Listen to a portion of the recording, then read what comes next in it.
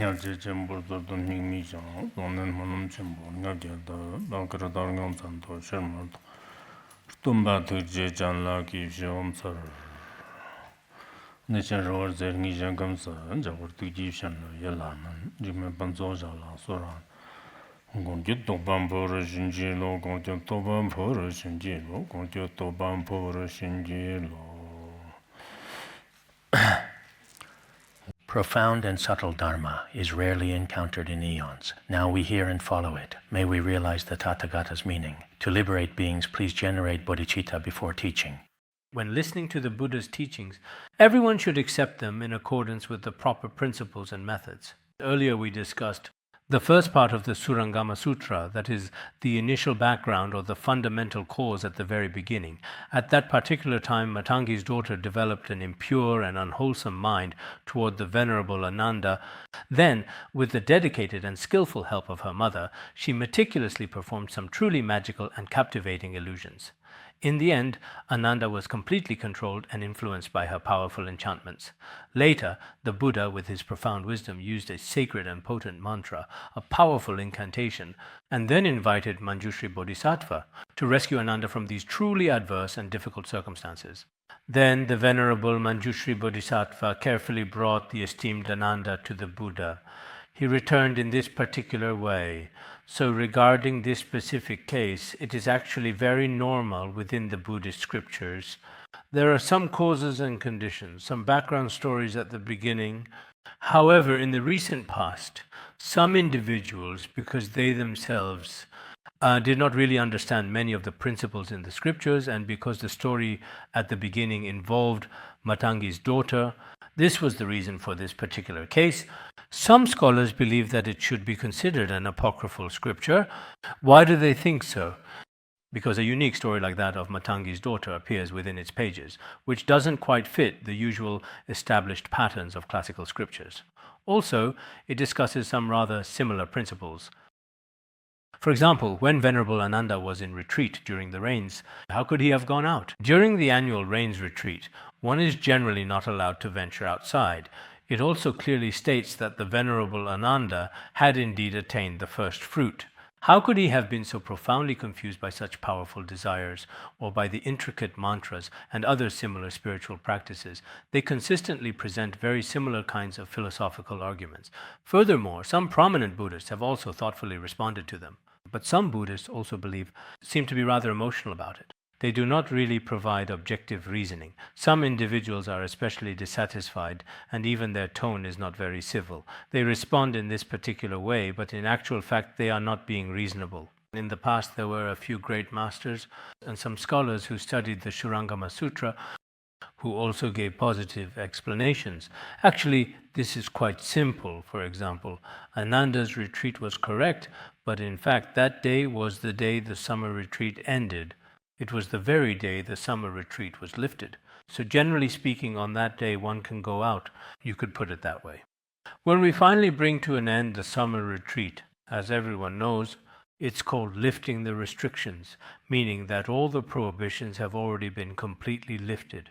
Even if there are still some traditional summer retreats, there are now many clear boundaries set within them. The scope of those boundaries is also quite different. If Ananda had truly attained the first fruit, it actually doesn't necessarily mean he wouldn't be confused by other mantras. In many respects, this reasoning is also quite sound. If he had attained the fruit of an arhat, or even the fruit of a Buddha, and was not tempted by other demons or mantras, that would also be acceptable. Actually, here as well, if Ananda attained the first fruit, it doesn't mean he would have no desires at all. For those of us who have studied the Abhidharmakosha, everyone should be very clear about this. And as for Matangi's daughter, in this particular case, it is important to note that this specific situation is recorded separately in the Buddhist scriptures. There is a separate sutra of Matangi's daughter. In our extensive Chinese Buddhist canon, there are also various different translations of it. Previously, the esteemed An Shigao also translated it. Furthermore, Jiqian also translated it, and so did Fa Hu. Additionally, during the Eastern Jin dynasty period, there was indeed one particular version with an unknown and anonymous translator. Among these various and diverse scriptures, in fact, the so-called truly authentic Indian Buddhist sutras, and then those that are especially very truly indeed well known, like Anshigao, Jichen, and Fahu, these are such famous translators after they translated them. The case described in these texts is basically the same as the case discussed in our Shurangama Sutra. The case discussed is identical. It's just that in the Matanga Woman Sutra, some versions provide a more extensive and detailed account. This more comprehensive and elaborate scripture also exists in Tibetan, called the Tiger Ear Sutra, the ear of a tiger. It also contains some rather special and unique teachings. It also exists in Tibetan and in Sanskrit as well. It is widely said that the Tiger Ear Sutra in Tibet was actually translated directly from the original Sanskrit language. I have also compared the Tibetan and Chinese versions, and in fact many parts are the same. However, the abridged Chinese scripture is a bit different from the more extensive Tibetan scriptures, especially when it truly comes to the sacred mantras within. For example, the mantra used by Matanga Woman's mother at that time, the Chinese version is quite brief, the Tibetan version more detailed. It should be the Tiger Ear Sutra. I haven't checked it yet.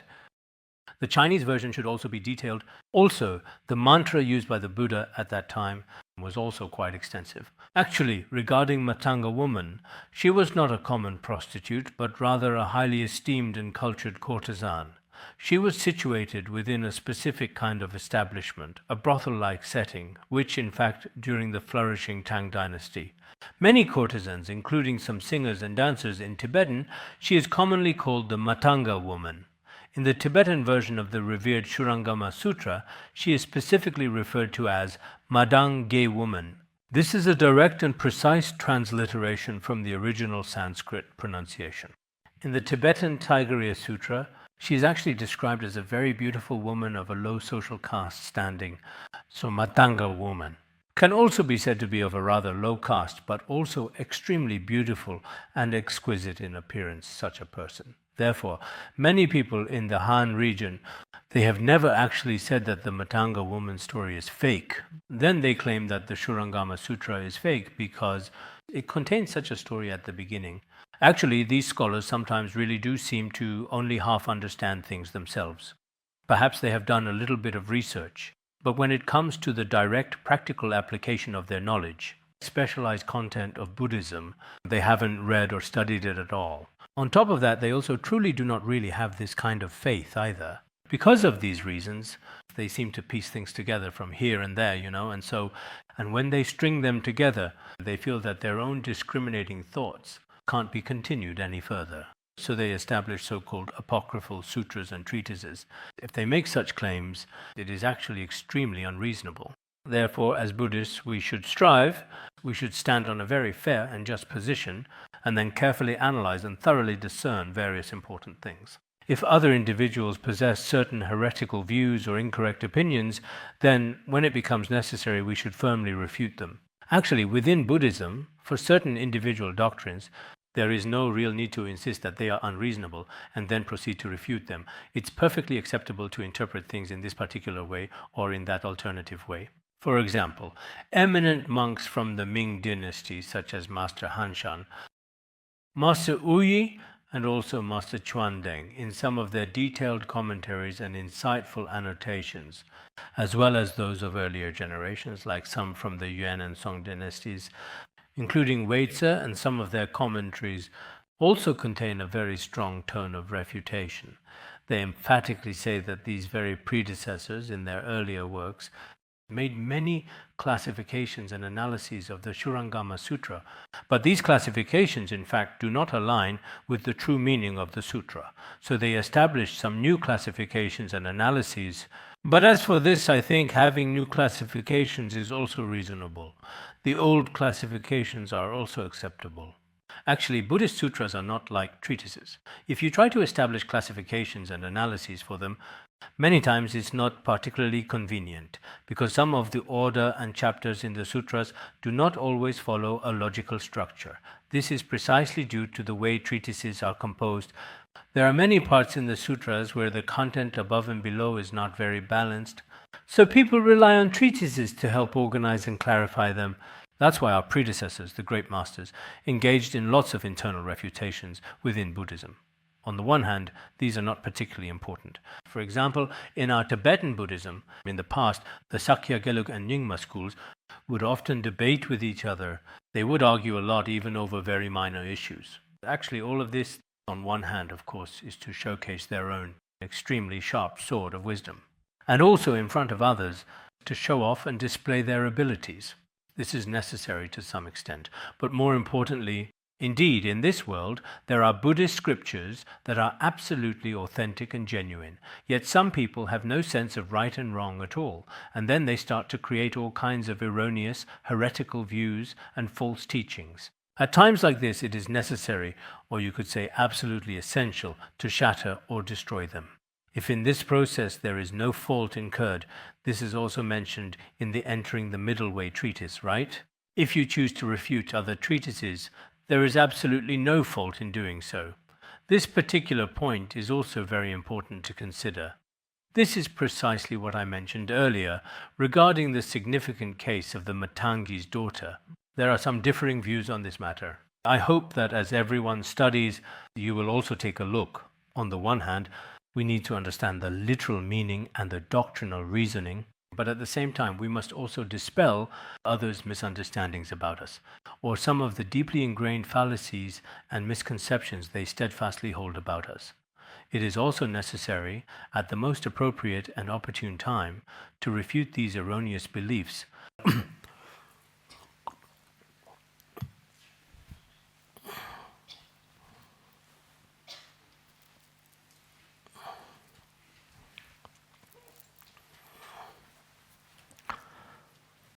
Now let's continue, because Ananda returned to the Buddha at this very moment when Ananda clearly saw the Buddha. Generally, in order to save time, I don't read a single word or sentence of the scripture. Sometimes I explain things based on the literal meaning of the words. Sometimes if I read it, it's difficult to read. Sometimes due to time constraints, reading it once and then explaining it. Back when the revered Dharma king taught the profound Vajrayana teachings in America, he would first recite a lineage and then give an explanation. Then the Dharma king would say, now I will first recite one, and then if I give an explanation afterward, the content is quite similar. At that time, when teaching Vajrayana, he said, but you Westerners don't misunderstand. What I recite first is the lineage, and what comes after is the explanation. So there is no contradiction between the two, and there is no fault of any repetition at all. But in my case, the Shurangama Sutra indeed currently does not have a Tibetan lineage. So if I were to go through it word by word, very carefully, according to the lineage, it would be best to recite every single word to the end. And it's best not to miss a single word. That's ideal. But if there is no lineage for this, then perhaps I can only explain the content. I've also inquired about some lineages of the Shurangama Sutra, but it seems that they may not necessarily have the lineage. As for the lineage from Zhangjie at that time, in that case, only when we get to the 9th and 10th chapters can I recite the lineage for everyone for those 2 chapters. Before that, I will basically explain according to the literal meaning. At that particular moment, when the Venerable Ananda respectfully beheld the Buddha, because he had almost broken his precepts, he felt very sad in his heart. Then, in front of the revered Buddha, he bowed repeatedly and profoundly and began to cry very sorrowfully.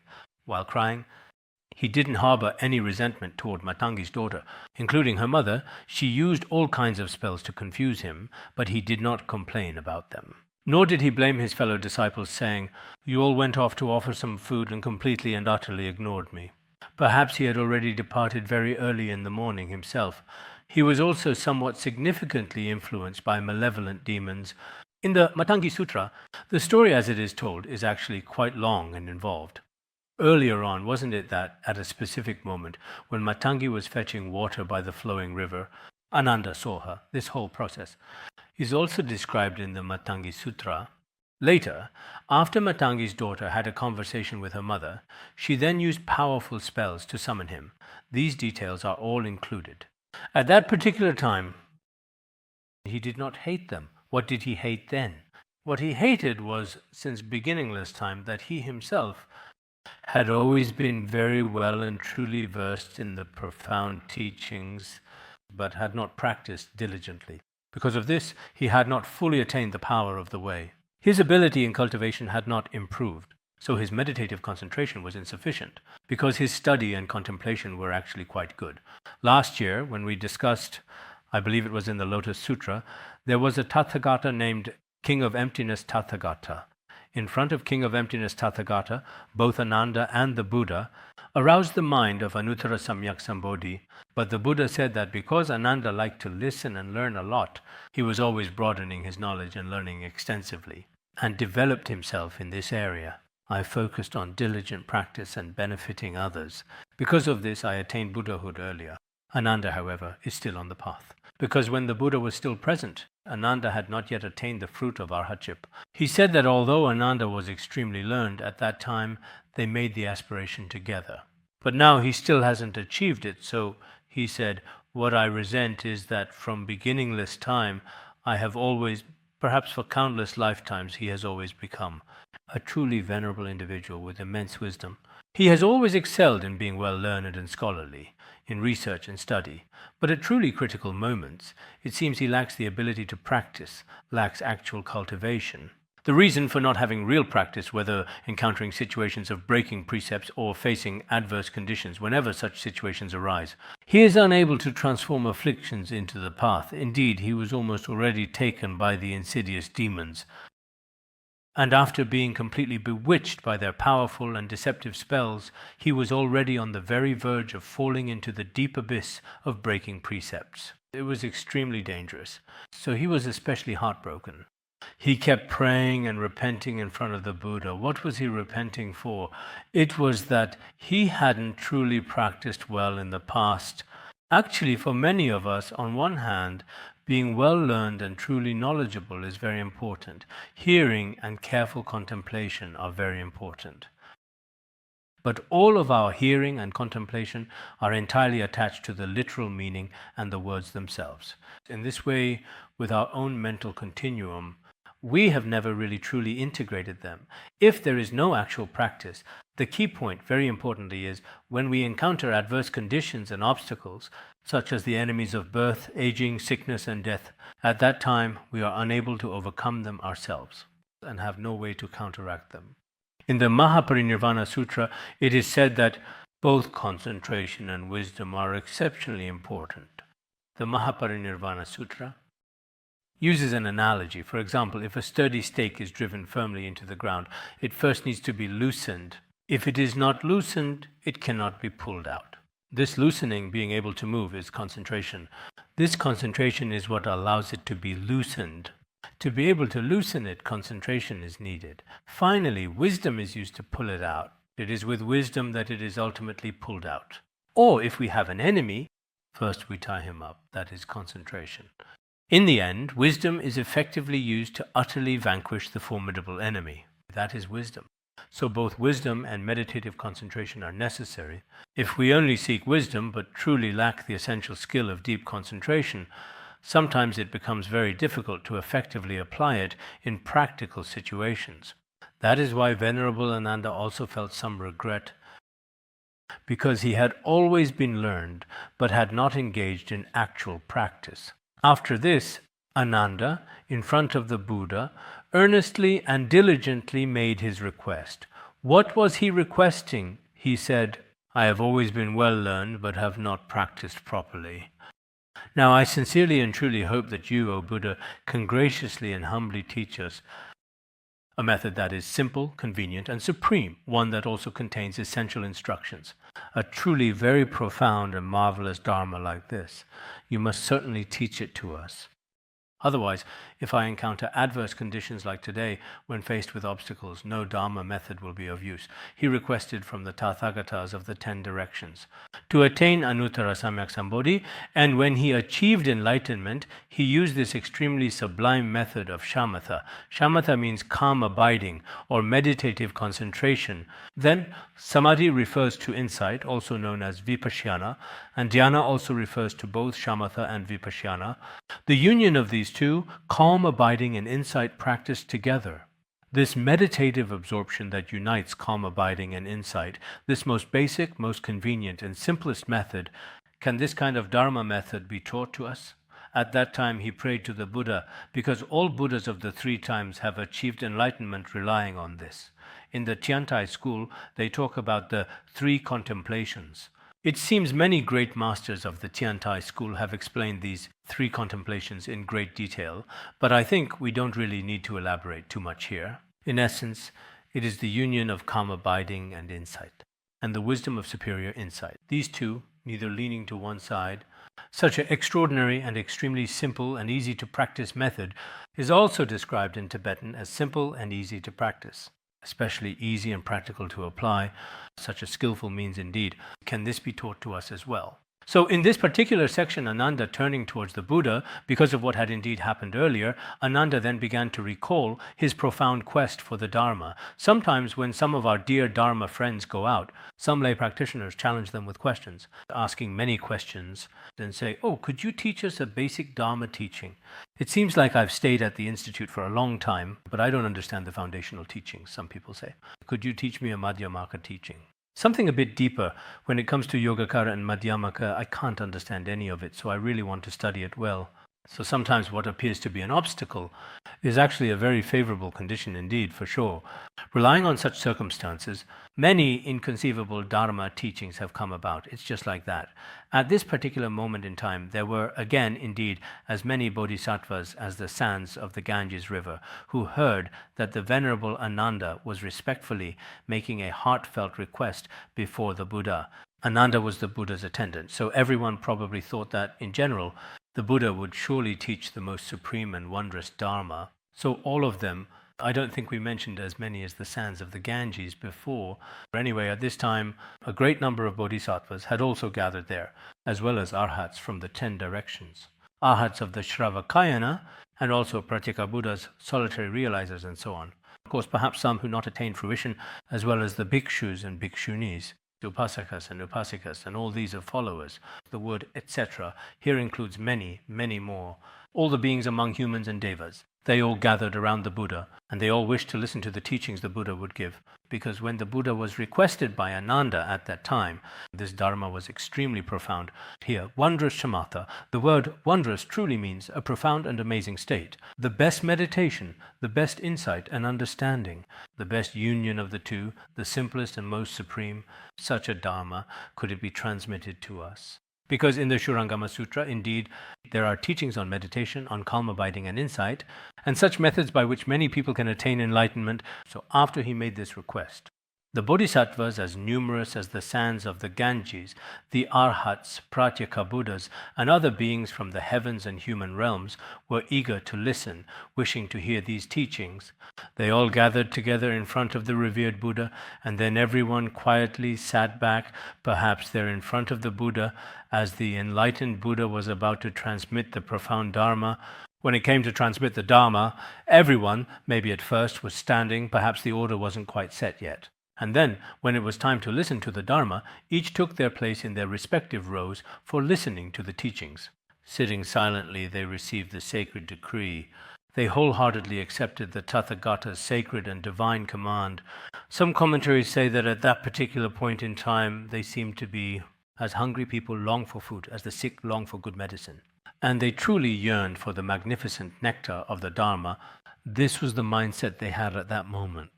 Generally, when we listen to the Dharma, it's like a sick person longing for medicine, or a hungry and thirsty person yearning for food and drink. So today, as we transmit the Dharma, we feel especially happy and joyful. We should listen with this kind of respectful attitude. When listening the teachings, it's also very important to maintain proper classroom discipline. Here, our classroom discipline is indeed very good. In many places, the rules for listening to the Dharma should actually be quite excellent. We may have studied the words of my perfect teacher, and some others, in many of them, there were the 3 faults, 6 stains, 5 non-retentions, and so on. These are all methods of listening to the Dharma. That's the reasons. In fact, when listening to the teachings, there are many behaviors and norms that need to be followed. This is very important. In the Upasaka Precepts Sutra, 16 points are mentioned. Here, I will indeed just share some of them with all of you. Let me explain a few to you. First, when you are engaging in the act of listening to the Dharma, you need to listen very attentively and at the precisely proper time. If you indeed listen at the designated proper time, you absolutely should not go over time, nor arrive late or leave prematurely. When listening to the teachings, you should do so at the appropriate time. Second, when listening to the Dharma, you should listen joyfully. It's not about being unwilling, like, oh, I have to listen today, but I don't want to. Actually, I really don't want to listen. But I can't not listen either, having this kind of attitude. Also, listen with utmost sincerity. Be extremely earnest and focused. Then listen with respect, whether it's towards the Dharma or towards other Vajra friends or towards the Dharma teacher. You should be very respectful to all. Some people have a particularly disrespectful attitude. This is also not very good. It's also mentioned in the Buddhist scriptures that if you really can't be respectful, it's better to leave instead of listening. The Buddha said there's no fault. Well done, that's what he said. Fifth, do not listen with the intention finding faults. If you listen to teachings while looking for mistakes, thinking, that's wrong, not right, constantly picking faults with the teacher or the teaching, always nitpicking and looking for flaws, that's not acceptable either. Sixth, do not listen for the sake of argument. It means you listen just to debate or refute others' viewpoints. And seventh, do not listen just to achieve personal victory. Eighth, do not disparage the speaker. It's not that your intention is to refute him. You might first listen to him. Then, after you've learned enough, you plan to overturn his views. Ninth, do not disparage the Dharma itself. Some people listen just to slander the teachings, but they themselves don't even truly understand it. They go and listen first. There are people like that too. 10th, do not belittle yourself either. Someone like me, so very ignorant, clumsy and lazy. There's no way I could understand this. When you first come, you might lack confidence in yourself. That's not reasonable either. And there are other similar cases. There are actually 16 ways to listen to the teachings. This is actually very important as well. At that time, in the Buddha's sacred assembly, those present were all silent, extremely respectful, and joyfully accepted the Tathagata's profound and compassionate teachings. Now, the following important section, from at that time, the world-honored one down to respectfully received the compassionate instruction. This section in between, perhaps when it was printed here on our side, I'm not sure if it was according to the version by Venerable Master Huisuan Hua, or the version that was created by the Master Yuan Ying. Actually, this passage should be placed later. This section should actually be placed later. But Master Yuan Ying, he said at the time that in the Song and Yuan dynasties, some great virtuous masters placed it at this spot, so the sequence is just a little different. But it seems that Buddhist scriptures are often like this. From what I can clearly see, this particular part really shouldn't have been moved here. The main person who moved it was actually Master Yuan Ying. He moved this later section to the very front of the document.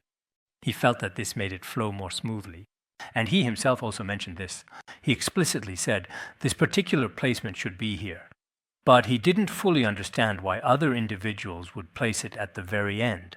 However, he didn't give any reason for this, nor did he provide any substantial Sanskrit textual basis. He just felt that it should be this way, so he insisted on moving it over. If that's the case, some people might disapprove of him, or some might praise him, but it doesn't really matter. This is what he said. Later, Venerable Master Xuanhua said, I also agree with Master Yuan Ying's view, and then he himself also moved it over. But aside from the two of them, almost all the other eminent monks and great masters of the past, in their various commentaries, did not place it at the very beginning of the entire sequence. In our Tibetan Tripitaka as well, this is actually not placed in that position. So it is advisable that we should keep it at the very end. I can explain this to everyone when the appropriate time comes. Therefore, sometimes, perhaps, if we have some basis, making slight adjustments. I think it's also very necessary indeed. Originally, when we first started with the original Lotus Sutra, according to the Tibetan translation, we wanted to adjust at the time. Back then, many expressed dissatisfaction. Later, since there was dissatisfaction, it wasn't necessary. So we just followed the order of the Chinese version. Actually, the difference isn't that significant. But as for Master Yuan Ying and Venerable Xuanhua, when they moved this section forward, perhaps their basis wasn't particularly strong.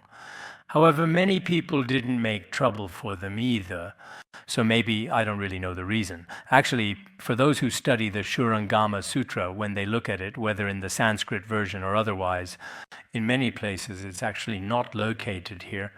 Sometimes we base things on our own opinions, and it seems to be like this, but perhaps that's not really necessary either in the past, because of the Tibetan version. We made a slight adjustment to the Lotus Sutra at that time, But actually, later on, I've already mentioned this when I was teaching. Now, whether it's in English or Tibetan, in many highly reliable and authentic versions, it's all precisely like this. As for the esteemed Kumarajiva at that particular time, he also had different versions. So using different versions, there are different bases. That should be acceptable. But as for Master Yuan Ying and Master Xuanhua, I'm not sure about other aspects. It's said that in several previous dynasties, some individual Dharma masters felt that this particular part wasn't actually quite very smooth. There is such a view, but if we really trace it back, it started with Master Yuan Ying. But later on, it seems no one mentioned him anymore. As for us, we still consistently follow the Tibetan version. This particular part is still placed at the very end. Actually, there's not much difference. As you can see, it was already explained earlier. At that particular time, Venerable Ananda respectfully requested the Dharma, and after requesting it, all the Bodhisattvas, Arhats, and Pratyeka Buddhas were all staying closely by the Buddha's side. After Ananda had finished his earnest request, the Buddha then spoke to Ananda. Actually, if we don't include this part in between, it's also completely fine, because later the Buddha will also say, listen attentively. Here, he is expressing it with another layer of meaning. So situations like this often appear in Buddhist scriptures. The earlier part is one thing, the preceding part, especially in the Shurangama Sutra, when it comes to directly pointing to the nature of mind, it uses different approaches to explain first and then elaborates in detail later. Therefore, I think that according to the explanations of other great masters, that particular approach should be quite acceptable. So after Ananda made his request at that specific time, when all the assembly of followers had gathered there, everyone was listening attentively. At this moment, the Buddha said to Ananda, you and I have the same bloodline. In terms of affection, we are like brothers. He said, Ananda, you and I are Tongci or Qingjon. As for Tongci, it means that they are close relatives by blood.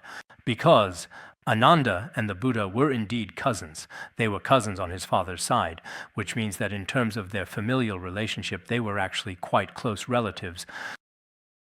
As some great masters say, the term Tian Lun has been explained in many ways. But in the Tibetan translation, it's also like this. There are indeed many different versions of the meaning, but the most direct and simple meaning is that Ananda, you and I are actually very close relatives. In fact, we should be first cousins. Today, let's have a brief chat. Although you may have encountered something before, I genuinely don't blame you for any of that. After all, we are indeed close relatives, and you are also my attendant. So let me ask you this. When you first made the aspiration to become a monk, when you first resolved to leave home and become a monk, it couldn't have been for no reason at all. Since you ordained under my teachings, what extraordinary qualities did you see in my Dharma? What did you see in my teachings? What was it that deeply moved you and set my teachings apart from others? What particularly extraordinary qualities did you witness that made you choose to become a monk and immediately give up all the deep attachments and affections of this world, including your own beloved parents, your cherished relatives, and your dear siblings, your wealth, your status, your reputation, and so on? All of these things, all those things that ordinary people find so hard to let go of, you let go of everything, absolutely everything. And then you began your monastic life under my teachings. And at that time, what did you see? Nowadays, when some people's children become monks, at that moment, why did you choose to become a monk? What did you see? What did you gain at that time? Many people have questions like this. The Buddha also asked this question back then. Actually, as for Ananda becoming a monk, it is a well-known fact that when the Buddha attained supreme enlightenment, Ananda was born into the world. Later, Ananda was still very young, indeed just a child.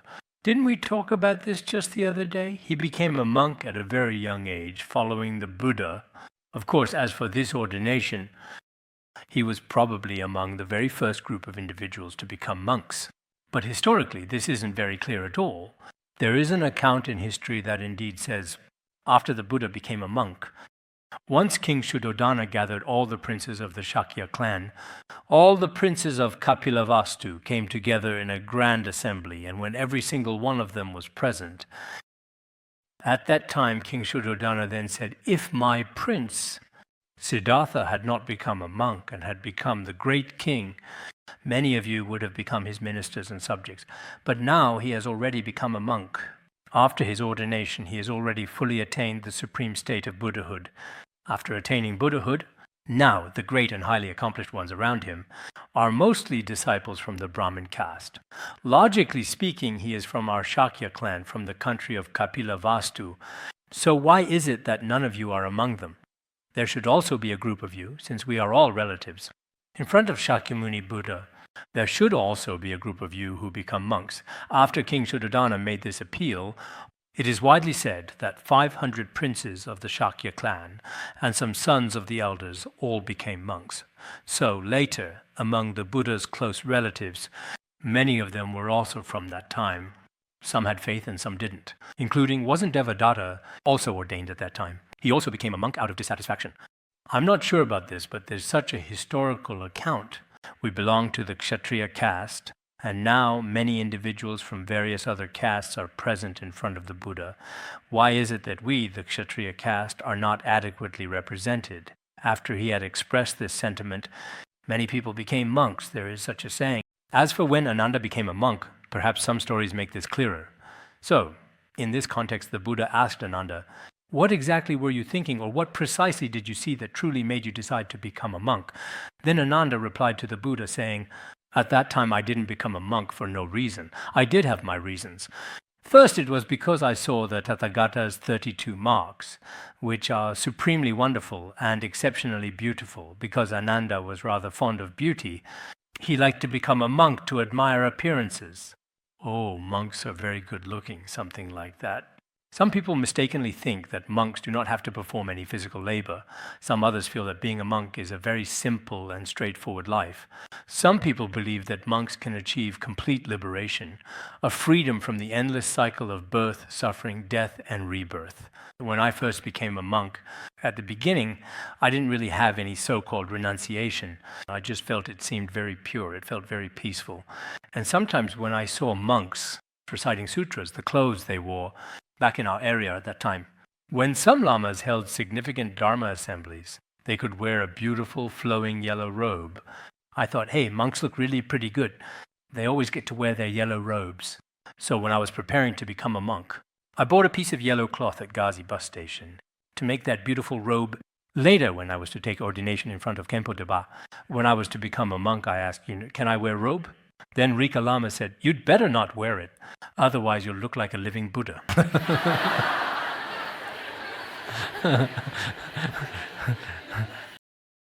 When you first become a monk, it's best not to wear something so new. Otherwise, when others see you, they'll think you're newly ordained, which isn't very good. Then that Rika Lama said, I'll lend you a robe. But his robe had really dirty sleeves. I had just come out of school, so I felt a little bit uncomfortable, but truly didn't dare to say anything at all, so I wore it. But the sleeves, you see, the sleeve edges were a bit torn and frayed. He said, yeah, monks wear this. It makes you look more like an experienced practitioner, which is good.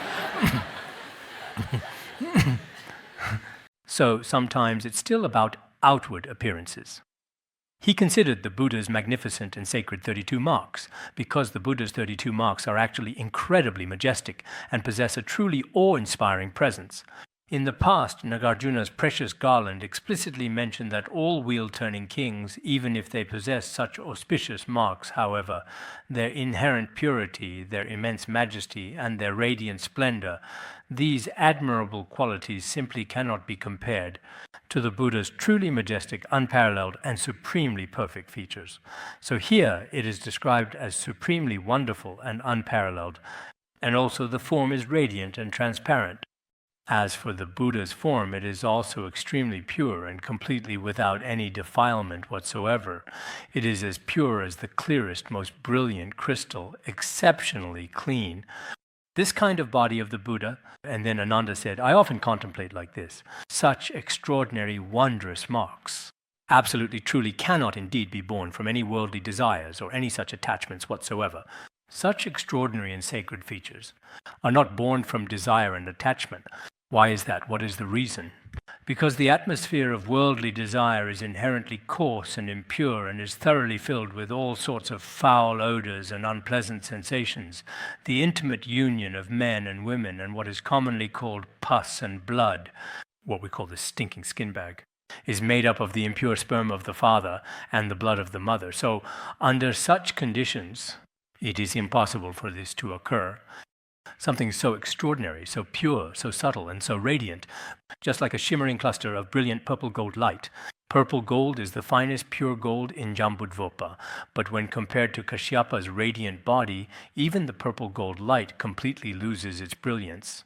And then, when Kashyapa's radiance is compared to the Buddha's wondrous complexion, in that comparison, Kashyapa's light has no luster at all. So, just like the finest and most exquisite purple gold light in Jambudvipa, it is exactly the same. That's precisely why I was so completely full of admiration and so utterly delighted at that particular time, and felt especially that because of Ananda's way of ordaining, we can also see that he didn't have the intention of renunciation, nor was he thinking about attaining liberation. He didn't think about that at all. He just thought, wow, the Tathagata is so good looking, and I should become like that. Actually, some monastics might be like this. They just think, wow, monastics are so peaceful, so simple, so comfortable, just like that. Some people think, hey, monastics have shaved heads, and it's truly great not to have any hair. Hair absolutely needs to be washed every single day, and it's such a significant hassle. It's much better to just shave it all completely off, but actually this kind of thinking isn't good. If we become monastics without really deeply thinking it through, just ordaining on a sudden whim, there's really absolutely no need for that. I've also told many fellow Buddhists, ordaining is a choice for a very small number of people. For most of us, generally speaking, we should have social responsibilities. We should also have family responsibilities. So we really should be someone who, unless there are special circumstances, is best not to rush into ordaining. Otherwise, there will be a lot of trouble and suffering later on. So, in fact, this is how it is for us monastics. Here it says, at that time he greatly admired the monastic life, so he formally shaved his head and ordained in front of the Buddha. As for my own reason for ordaining, if I were to tell it, it would be a long story. But to put it quite simply, to make a rather long story short, my personal situation for ordaining was just like this particular scenario. Indeed, at that time, Venerable Ananda said this to the Buddha. In short, to sum it up, I thought you looked very dignified, so I wanted to become a monk. That's probably exactly how it was, right? He was actually very straightforward, just thinking.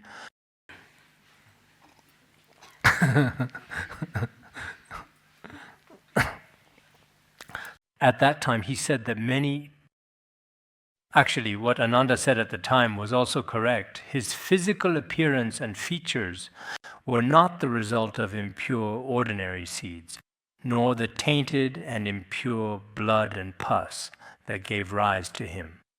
In the Buddha's biographies, including the Buddha's Previous Deeds Sutra, it also clearly explains that although from the perspective of us ordinary people, it may seem to be the case that the Buddha was born to Queen Maya and King Shuddhodana with a father and a mother, and such causes and conditions in reality, as stated in scriptures like the collection of the Buddha's Previous Deeds Sutra, it was not like the union of ordinary men and women in the world. On the night when the Buddha entered the womb, Queen Maya observed the 8 precepts of Uposatha, including refraining from killing, stealing, sexual misconduct, and so on. These 8 precepts of Uposatha, and during the process of upholding these 8 precepts, he, as a celestial being, as we sometimes say, the magnificent 6-tusked white elephant, entered the womb in this extraordinary and auspicious way. When entering the womb, it was also from under her right armpit that he directly entered into the womb right here. Then abundant blessings were bestowed upon him. This was indeed the complete process. It was not like the usual way things happen in the world, not the ordinary way of birth and existence. There are actually quite a few such cases. For example, the 5th patriarch in the past, the 5th patriarch was also said to have been a son who was born without a father. If we put it this way, why do we say this? At that time, when the 4th patriarch was transmitting the sacred Dharma, an aged monk respectfully came before the 4th patriarch to request the profound Dharma. The 4th patriarch saw that this monk had excellent spiritual capacity, but he thought that if he transmitted the Dharma to him, since the monk was already old, he said, "I don't want to transmit the Dharma to you. If I do, you are already old." and you won't be able to transmit the Dharma further. You won't be able to widely propagate the Buddha's teachings to others. So it's better if I wait for you and you come back with a new body. That's what he said at the time. Then as for that old monk, he must be a great accomplished practitioner. Otherwise, he wouldn't have had mastery over life and death. Remarkable. So the old monk agreed immediately. After agreeing, he went down the mountain. As he went down, he saw a woman washing clothes by the river. He then asked the woman, "May I request to stay at your abode for a single night?" After the old monk uttered these words, the woman readily agreed to his request. Following her compassionate agreement, he passed away shortly after arriving at her dwelling.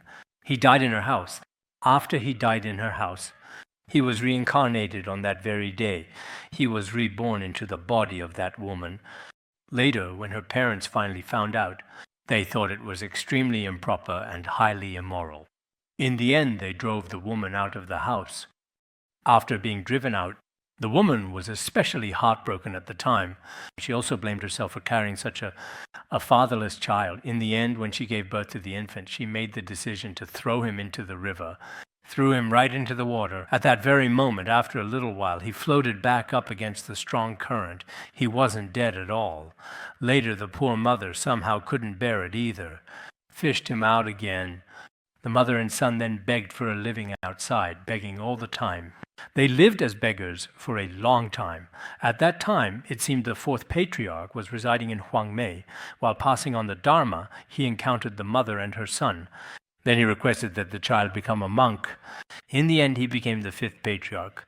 This old monk was reborn in this way. So historically speaking, he was a child without a father. In our Vajrayana tradition, Garab Dorje also has a different history.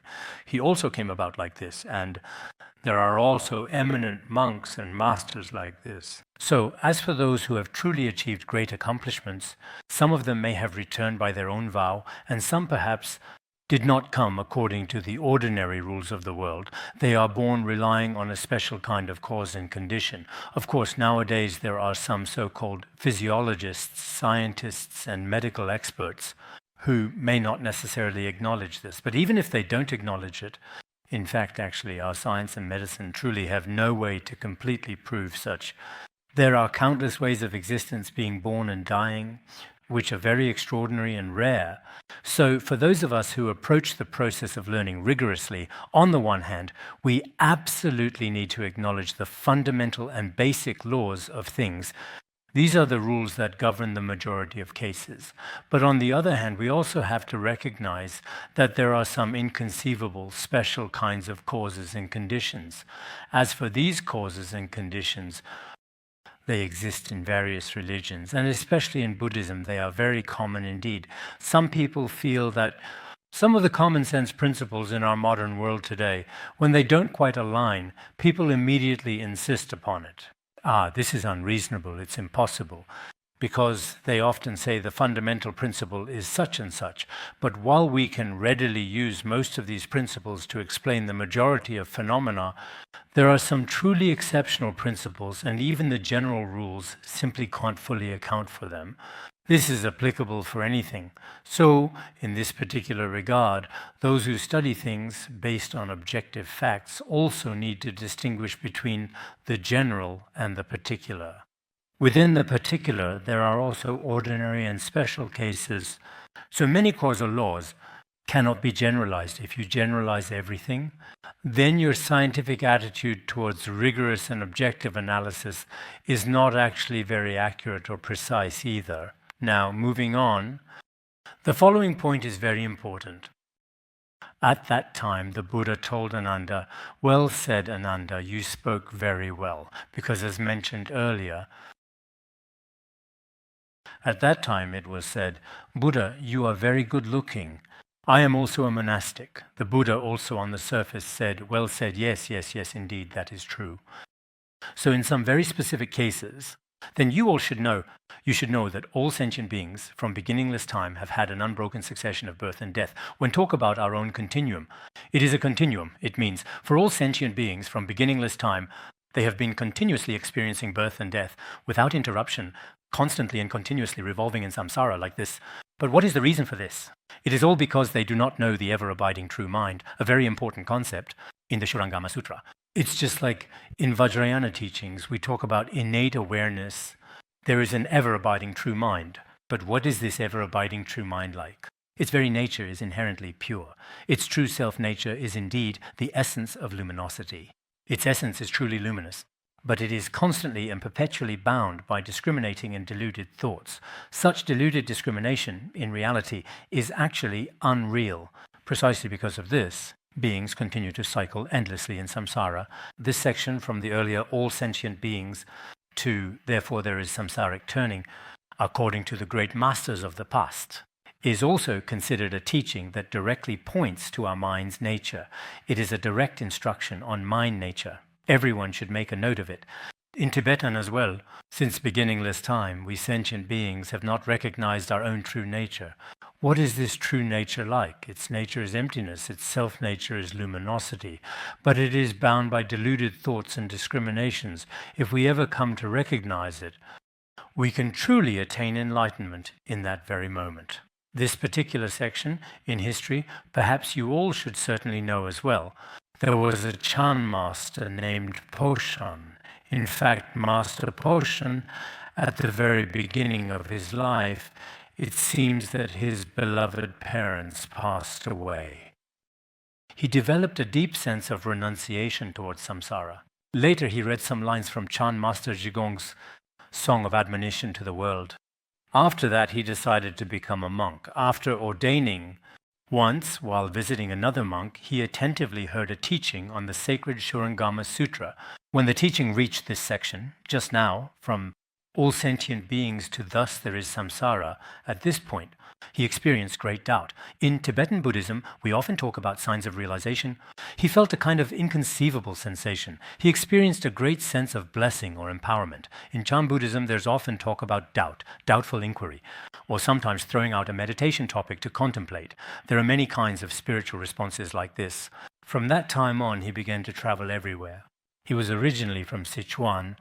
Then he went to the southern regions to seek out esteemed teachers and study there.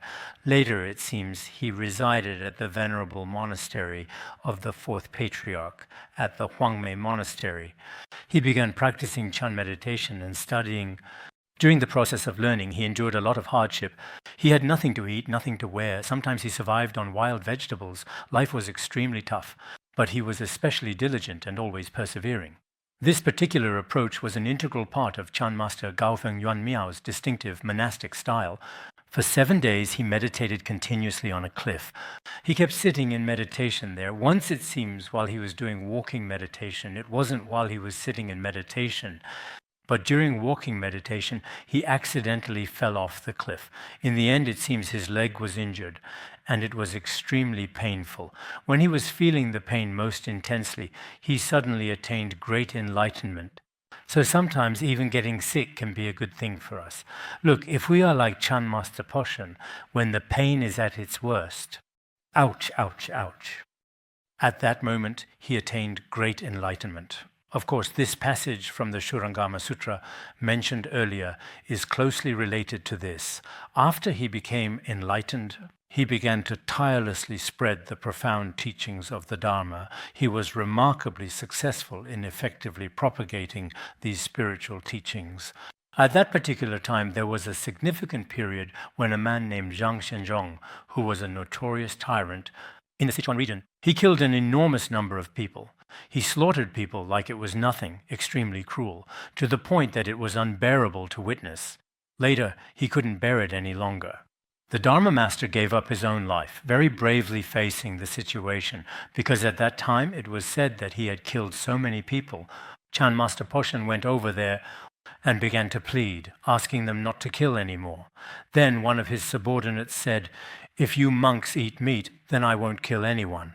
Otherwise, there's no way."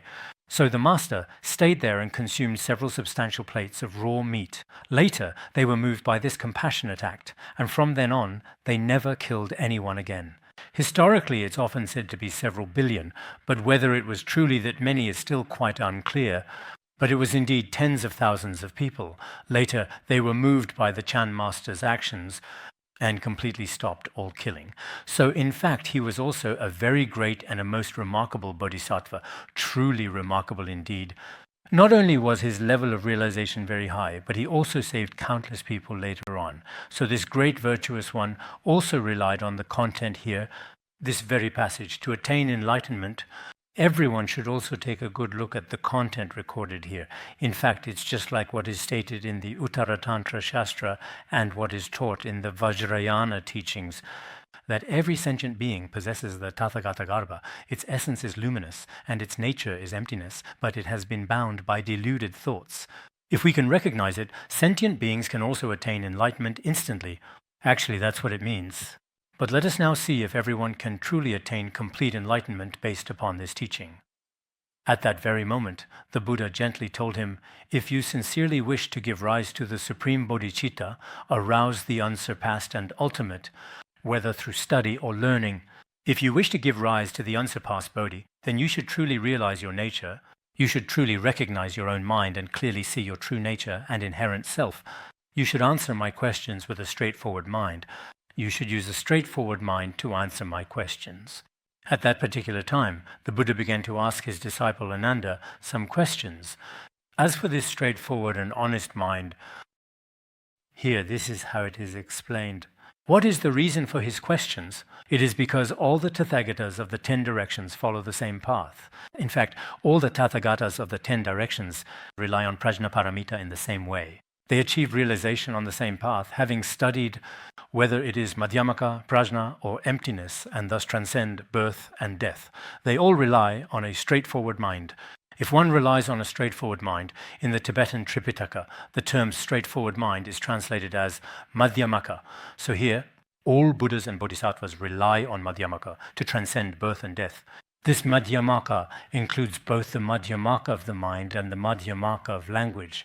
By relying on such Madhyamaka, even the results of different stages of the path are attained without any difficulty. They are attained without any deceit or crookedness. In Tibetan, this is a bit easier to understand. But in our Chinese language, we can also put it this way. Speaking of this straightforward mind, some masters, when explaining, say it's like what's stated in the Awakening of Faith in the Mahayana, where it's said to be true suchness and right mindfulness. The straightforward mind is true suchness and right mindfulness. Then there is the profound mind and the compassionate mind. These three minds are very important.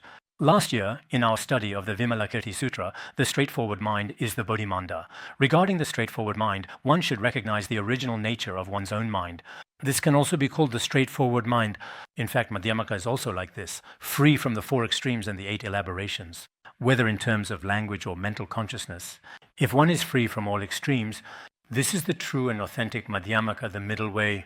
So here, straightforward in speech and mind refers to both straightforward speech and straightforward mind. What does it mean to have straightforward speech? It means to express the ultimate meaning directly and clearly. This is called straightforward speech. When one has fully realized the meaning of the ultimate truth, that is called straightforward speech. As for the 3 truths being always straightforward, that is called straightforward mind. The 3 truths. Doesn't the Tiantai school teach about the 3 truths? If the 3 fundamental truths are always straightforward and clear, then this is precisely what is called a straightforward mind. There is also this kind of explanation, but regardless, in reality, it is by relying on Prajnaparamita actually. This was explained earlier. The Buddha said, I want to ask you, and you should answer well. All the Buddhas of the 3 times rely on Prajnaparamita to be free from samsara. By relying on Prajnaparamita, the perfection of wisdom, they attain their own fruitions. So, within such Prajnaparamita, there is no flattery or distortion and no extremes. Roughly speaking, that's the meaning. At that time, the Buddha explained this reason. Then the Buddha began to question Ananda. Today I will first ask you, so let me ask you this. Back then, wasn't it you who aspired to become a monk? And you said it was because of the Tathagata's 32 marks. In that case, these 32 marks, by what are they seen? By what do you give rise to joy toward them? Didn't you say, when I saw your 32 marks, Tathagata, that's when I decided to become a monk? So those 32 marks, how did you see them? With what did you see them? After seeing those 32 marks, didn't you say with a joyful mind, who is joyful? What feels joy? So the question was asked in this way. Of course, at the very beginning of the questioning, it might have seemed rather simple. We ordinary people would probably answer in precisely the same way. Ananda replied to the Buddha, "World-honored one, it is indeed with love and delight I use my mind and my eyes."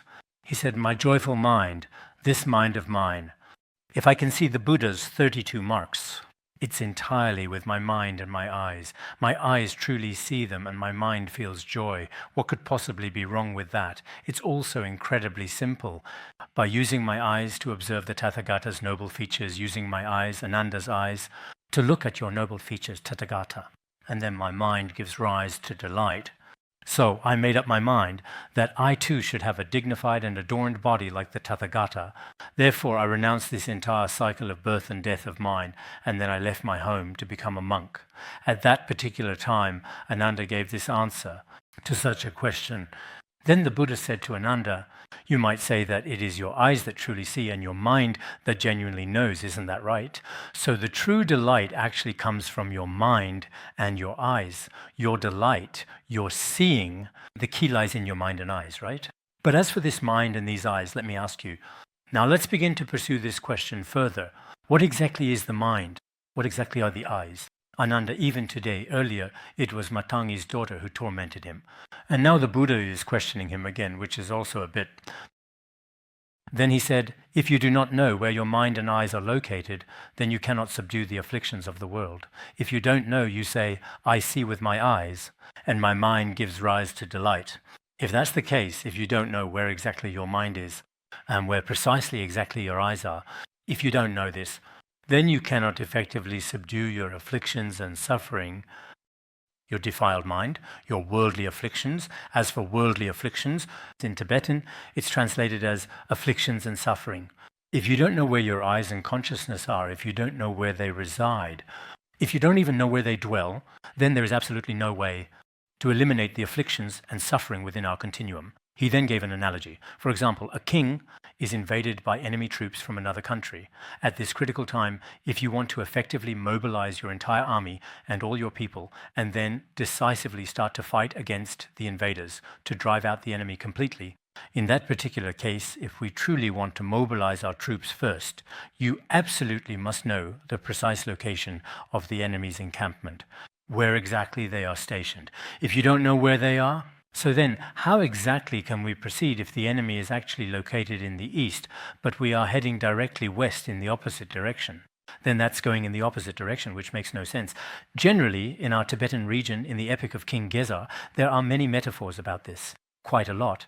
In the same way, if you are wandering in samsara, the main culprit in your mind, the real root of the problem is your mind and your eyes and your mind. So let me just ask you, where exactly are your mind and your eyes truly focused at this precise moment in time? Ananda replied, "That's very simple. I can answer you right away." So how did he answer? Ananda said to the Buddha, "World-honored one, all sentient beings in the world, not to mention you, Buddha, all sentient beings in the world, the 10 types of ordinary beings, common people, as mentioned in the Diamond Sutra, are the same. The ones we often talk about, those born from wombs, eggs, moisture, and transformation. And on top of that, there are sentient beings with form, sentient beings with perception, and also sentient beings without perception, as well as those who are neither with nor without perception. Altogether, there are 10 types of sentient beings. Originally, there were 12 types of births, 12 kinds of ordinary beings, but the formless and non-perceptive are not counted. However, most of the time, what is being referred to is the sentient beings of the desire realm, as well as those of the form realm, and also those of the formless realm. So regarding these sentient beings, in fact, they all have their consciousness residing within their bodies. You ask me where the mind is. The mind is actually right inside the very body. Generally, those who hold the view of substantial existence all think this way. Followers of the substantialist school all believe in the continuity of mind. So usually, after one has a body, the consciousness from the intermediate state also enters that body.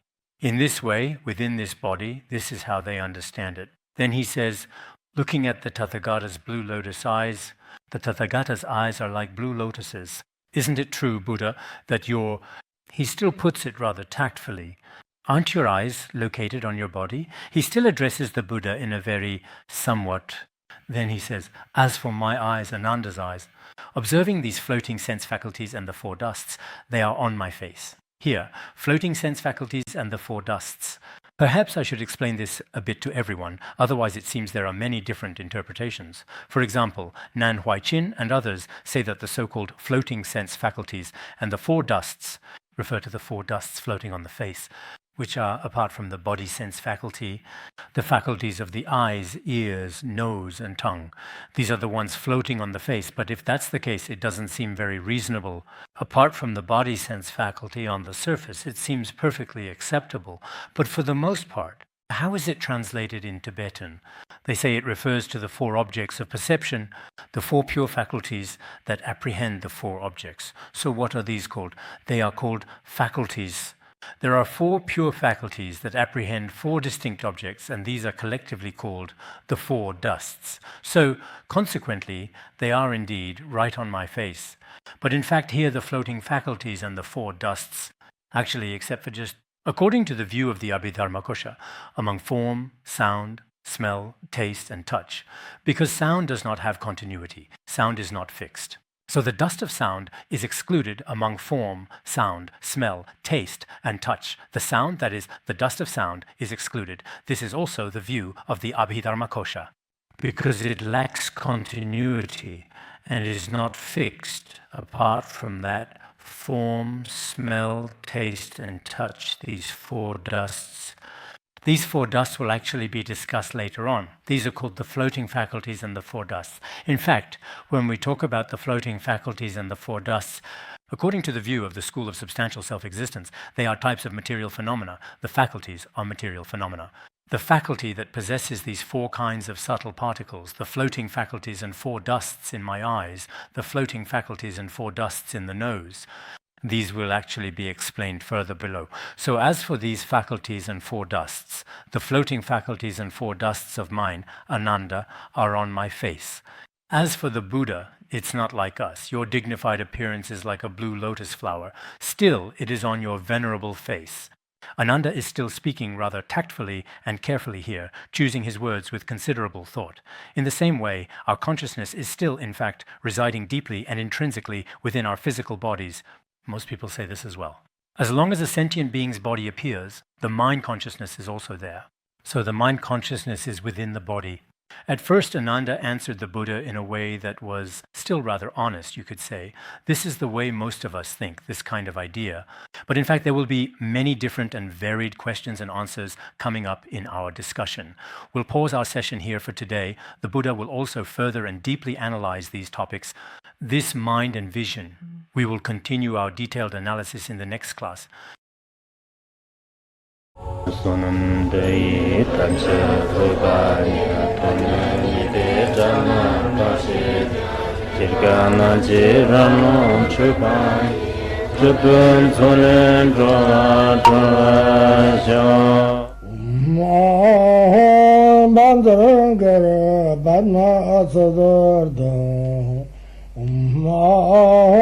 Bandharangara Padmasada Bandharangara Padmasada